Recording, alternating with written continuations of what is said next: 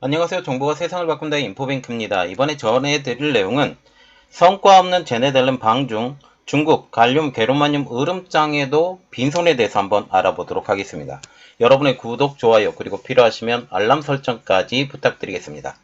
지금 블링컨 국무장관과 제네델렌 재무장관이 방중했음에도 불구하고 중국은 아무런 성과를 얻지 못했습니다. 물론 미국은 어떤 성과를 위해서 간 것은 아니에요. 솔직히 말하면.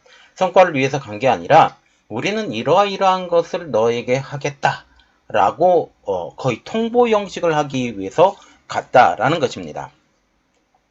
중국은 블링컨 국무장관의 방문 전 마이크론이 제시한 중국 내 후공정 공장의 증설에 대한 제안도 거듭쳤고, 이번 제네델렌 재무장관 방문 전에는 갈륨과 게르마늄의 수출 통제로 전 세계를 위기로 몰아갈 능력이 있다 뻐기고 있었는데, 그럼에도 불구하고 중국과 같은 경우는 아무런 것도 얻어내지 못한 것으로 보인다라는 것입니다. 미국 입장에서는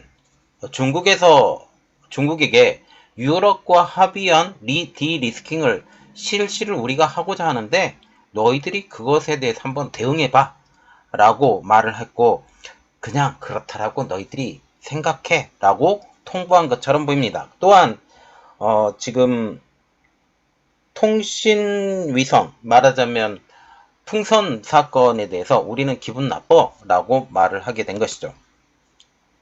베이징에서는 세계 공장으로 불리고 히토리를 생산하는 중국에서 엄포만 넣으면 어떤 것이라도 얻게 됐다고 생각을 했는데 아무것도 얻지 못하고 미국의 일방적인 얘기만 듣게 된 것입니다. 자, 그래서 이번에 알아볼 내용은 성과 없는 제닛 앨런 방중, 중국 갈륨 게르마늄 으름장에도 빈손입니다. 지금 미국 입장에서 중국에서 아무런 것도 얻지 못했다라는 것은 미국은 어느 정도 예견했던 상황이에요. 그런데 중국에서는 이렇게 말을 했죠. 중국 관영지인 글로벌타임즈는 제닛 앨런 재무장관 방문 전인 4일 전문가들의 발언을 인용해서 이번 앨런 장관의 방중으로 어느 정도 미국과의 관계가 개선이 있을 것이라 전망을 했습니다.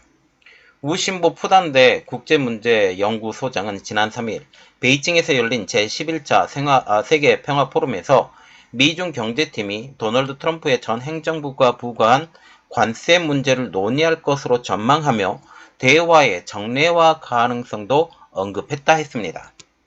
그런데 이러한 베이징의 예상과는 달리 이번 방중을 보고 우리가 느낀 것은 미국의 통보만 듣고 끝난 제닛 앨런의 방중이었다는 사실이죠.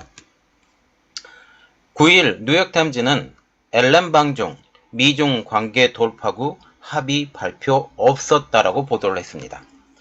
외신들은 앨런 방중을 분석하면서 미국의 추가 규제 등 분쟁이 곧 닥칠 것이라고 전망을 했죠. 가장 큰 이유는 이겁니다.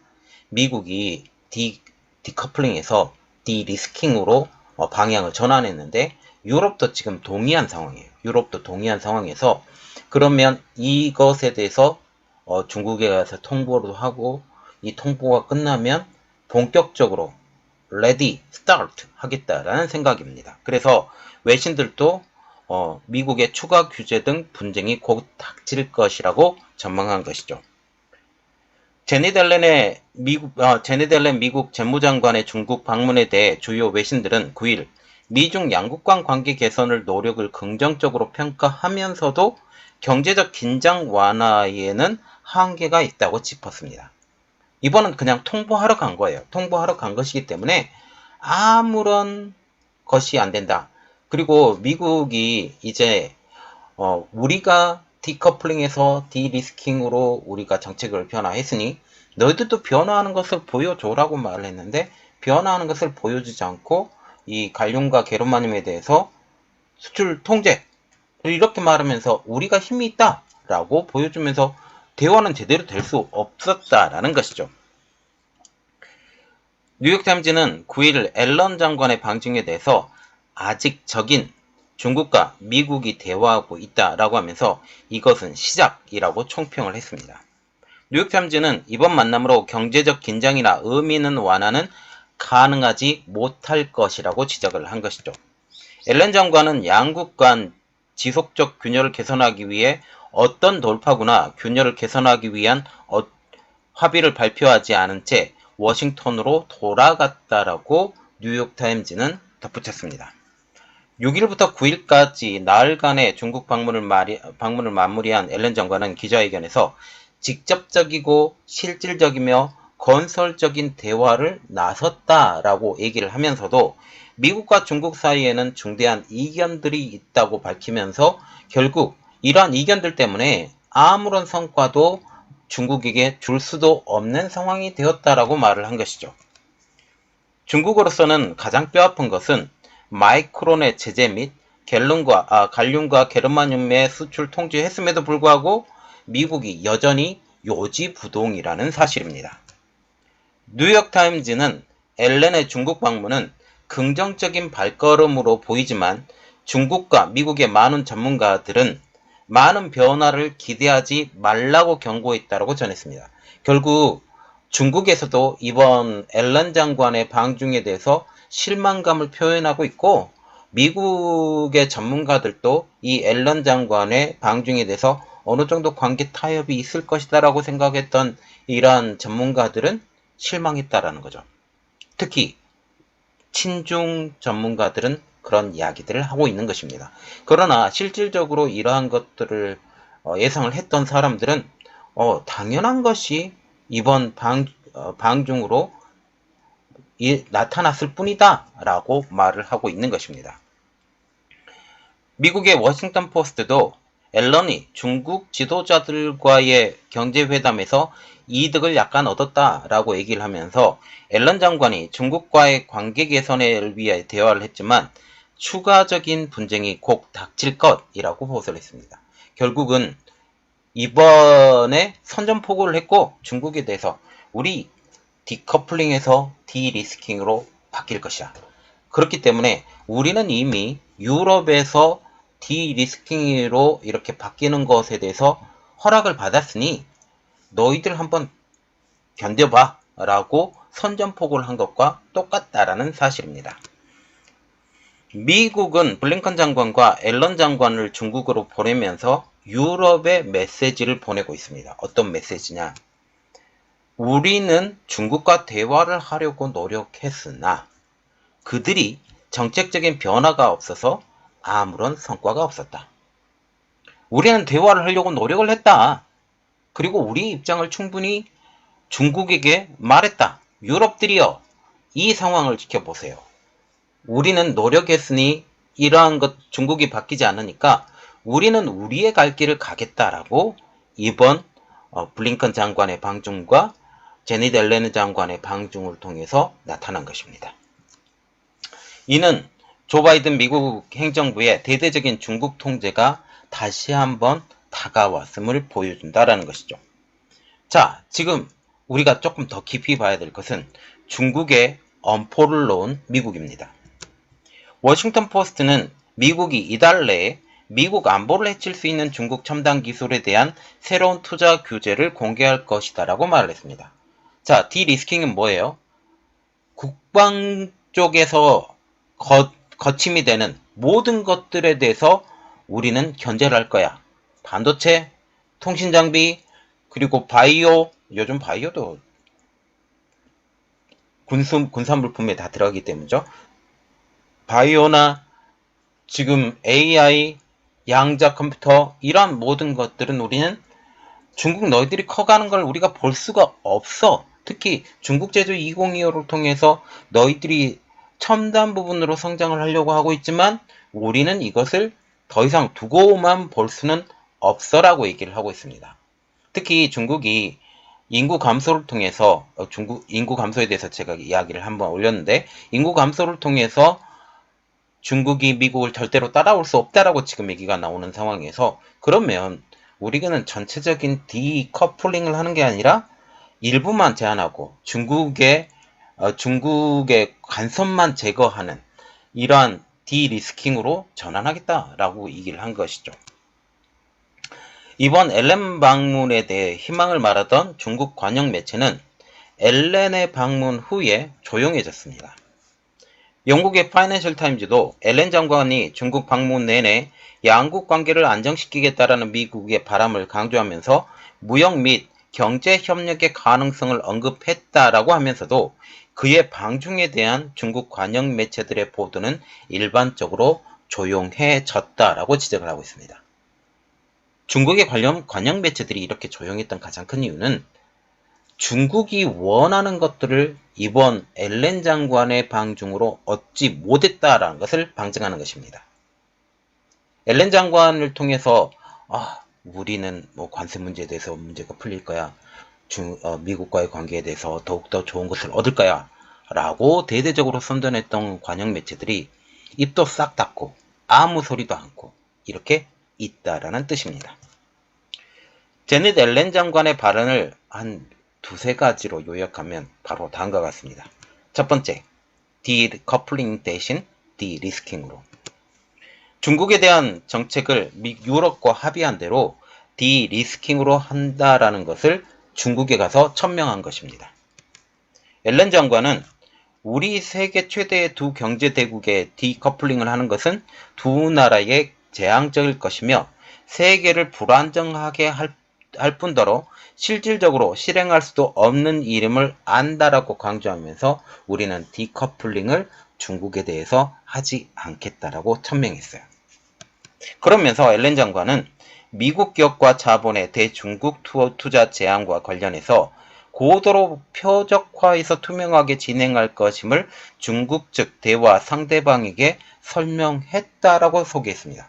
우리는 디커플링에 대해서는 하지 않지만 디리스킹에 대해서 핀셋 규제를 하고 중국 너희여 이것에 대해서 우리에게 신경 쓰지 마라고 그 앞에서 대대적으로 선포한 것과 같다라는 것입니다. 결국 앨런 장관은 미중 간의 전반적인 경제적 단절을 의미하는 디커플링은 추구를 하지 않지만 중국의 국방력 강화에 사용될 수 있는 첨단 반도체와 같은 핵심 사업의 공급망에서 중국을 배제하려는 시도는 여전히 멈추지 않을 것임을 시사한 것입니다. 그리고 두 번째로 보는 것은 지적재산권 및 비시장적 정책에 대해서 강력하게 대응하겠다. 이 내용입니다. 중국의 불공정한 경제 관행과 미국 기업들에 대한 강압적 조치들과 관련해서 엄중한 우려를 표한 것이죠. 지적재산권에 대해서도 이전 트럼프 행정부에서 세계 무대로 나오려면 너희들이 지적재산권에 대해서 중국 내에서도 인정해야 되는 부분이 있다 라고 말을 한 것이죠. 이는 지금 삼성 디스플레이가 BOE에 의해서 중국 내에서 특허 침해 소송을 하고 있는 이것과도 연관이 되는 것입니다. 결국 무작위로 걷어들인 기술 표준 그리고 이러한 외국 기술을 통한 기술 발전 이것은 더 이상 좌시하지 않겠다라고 그렇게 의미하는 것이죠. 또한 비시장적인 정책에 대해서 강력 대응한다라는 것은 이번에 그 리크루팅 회사들에 대해서 중국에 진출한 리크루팅 회사들에 대해서 중국이 강력 제재를 하고 여기서 근무하는 직원까지 투옥시키는 이러한 일이 벌어졌죠. 중국에서 우리가 사업을 하려고 하는데 투명하게 보여줘야 되지 않겠니? 라고 말을 하는 것입니다.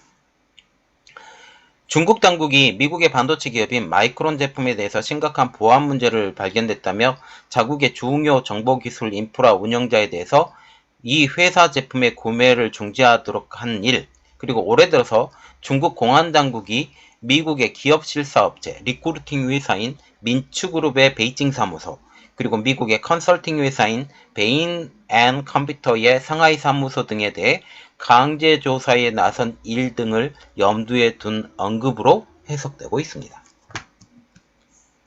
자, 이 두 가지 내용 외에 기존 정책에 대해서 지속할 것도 지금 이야기를 하고 있는데요.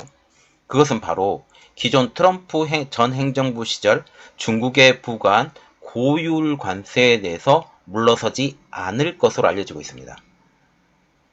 이전에 관영 매체에서 이렇게 말했죠. 이번 대화를 통해서 미국의 고율 관세가 어느 정도 누그러지지 않겠느냐라는 그런 말이 나오고 있었지만 이것에 대해서 지금 미국은 절대로 포기하지 않을 것. 이 이야기가 왜 나오냐면 다른 문제가 아니라 이제 대선이 가까웠다라는 것을 우리가 인지해야 됩니다.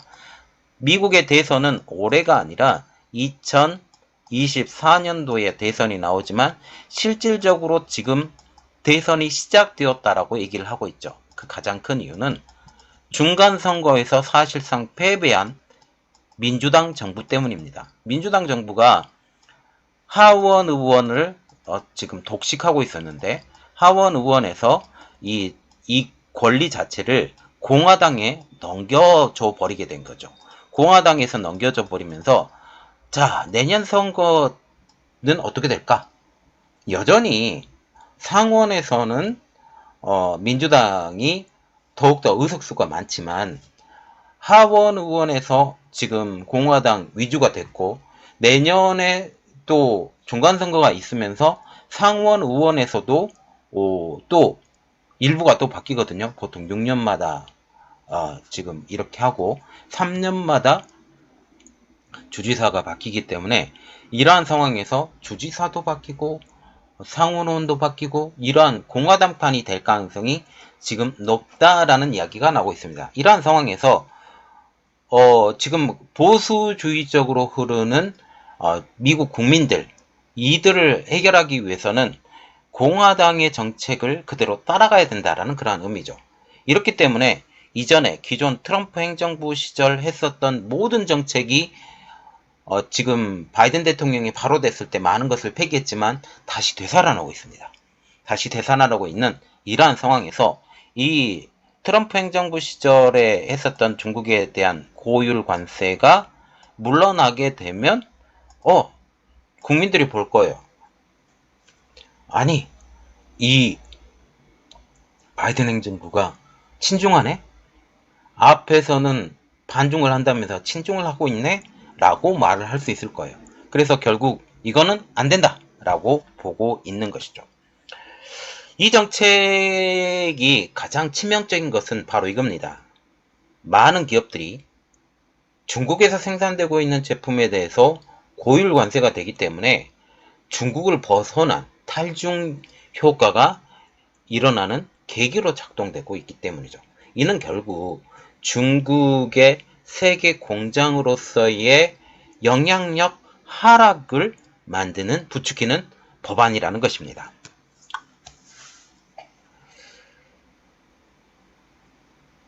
중국은 마이크론의 제재 및 갈륨, 게르마늄의 수출 통제를 통해서 미국 정책의 수정을 요구하고 있지만 이번 방문을 통해서 중국은 오히려 미국의 강력한 경고를 들었고 유럽과 합의의 디커플링에서 디리스킹으로 바뀌었고 경제 문제에 대해서는 중국의 간섭을 배제하라고 경고하고 있는 것입니다.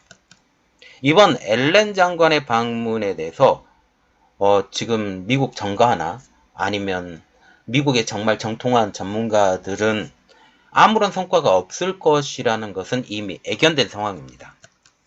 또한 갈륨 및 게르마늄의 수출 통제는 오히려 중국이 재발등을 찍었다라는 분석이 나오면서 중국의 상황은 오히려 이러한 히토류 생산에 대해서 세계가 다 발벗고 나서면서 중국의 히토류 수출까지 떨어지는 효과가 있지 않을까라는 그런 이야기가 나오고 있는 상황이죠.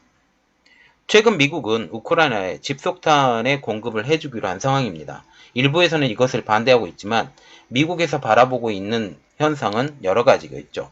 이를 통해서 중국의 러시아의 영향력 약화, 그리고 인플레이션의 문제 해결, 이것을 통해 내년 재선의 문제 해결까지 이러한 것들을 노리고 있는 것이 바로 바이든 행정부의 생각입니다. 집속탄 문제에 대해서는 제가 좀 더 깊이 분석을 해서 여러분들에게 알려드리도록 하겠습니다. 자, 우리가 여기서 봐야 될 것은 제넷 옐런 장관의 방중에 대해서 솔직히 저는 별로 기대감이 없었다라는 거죠.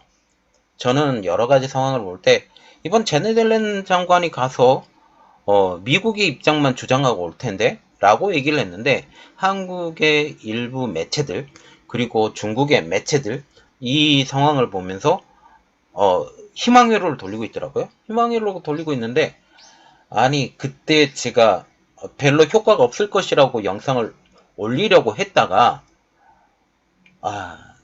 좀 공격을 받게 될 것 같아서 이번에 영상을 또 올리게 됩니다.